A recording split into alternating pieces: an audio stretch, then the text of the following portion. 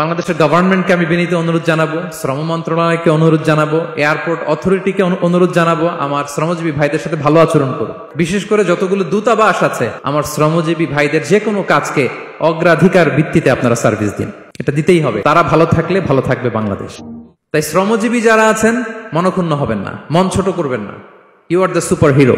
You are the superhero. You are the remittance fighter of our country. এজন্য রাস্তা দিয়ে যখন হাঁটবেন, বুক ফুলিয়ে হাঁটবেন, আর বস্তা ভরে টাকা নিয়ে দেশে ফিরবেন। ঠিক কিনা বলেন? বুক ফুলিয়ে হাঁটতে হবে। এজন্য আমি আমার প্রিয় মাতৃভূমি বাংলাদেশের গভর্নমেন্টকে অনুরোধ করবো, আমাদের শ্রমজীবী ভাইদের যাতে সুবিধা হয় এই ব্যবস্থা আপনাদের করতে হবে। বিনীত অনুরোধ রাখবো। শ্রম মন্ত্রণালয়ে যারা দায়িত্বে আছেন, স্পেশালি তাদেরকে রিকোয়েস্ট করবো, আমাদের শ্রমজীবী ভাইদের যেন কোনো কষ্ট না হয়, কারণ তাদের পাঠানো রেমিটেন্সে সচল থাকে আমার দেশের অর্থনীতির চাকা। তারা ভালো থাকলে ভালো থাকবে বাংলাদেশ। Very simple. ঠিক কিনা বলেন? আমার যে ভাইটা পরিচ্ছন্নতা কর্মী, রাস্তা ক্লিন করে, এয়ারপোর্টে ওয়াশরুম ক্লিন করে, একজন পরিচ্ছন্নতা কর্মী, তারও 20 থেকে 30 হাজার টাকা বাংলাদেশে ঢোকে প্রতি মাসে। আপনি চিন্তা করতে পারেন? হ্যাঁ, 6টা মাস যদি রেমিটেন্স বন্ধ হয়, শ্রীলঙ্কার চেয়েও খারাপ অবস্থায় বাংলাদেশে চলে যাবে। Just only 6 months. ভয়ঙ্কর অবস্থা হবে বাংলাদেশের। এটা আল্লাহর পক্ষ থেকে একটা স্পেশাল রাহমা, মার্সি এন্ড ব্লেসিংস, যে আমাদের রিজিকের তাগিদায় সারা বিশ্বে যে কাজ করতে হয়, আমরা কাজ করি আর দেশে টাকা পাঠাই, আর সচল থাকে আমার দেশের অর্থনীতির চাকা। আলহামদুলিল্লাহ পড়ে।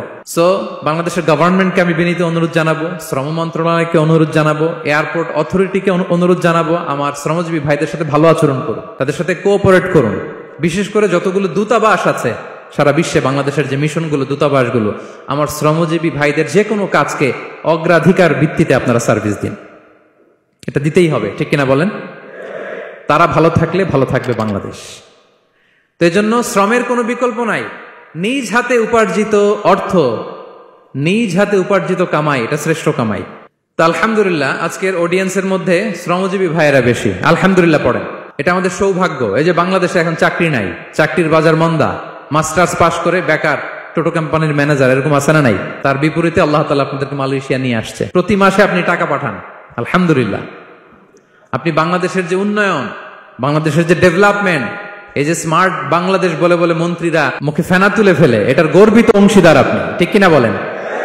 আপনি গর্বিত অংশীদার। You are the contributor, you are the real contributor. আপনার অবদানে বাংলাদেশ আজকে সচল। আলহামদুলিল্লাহ। সো মন ছোট করার কোনো সুযোগ নেই।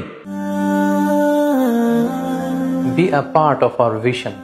Do listen and share the khair.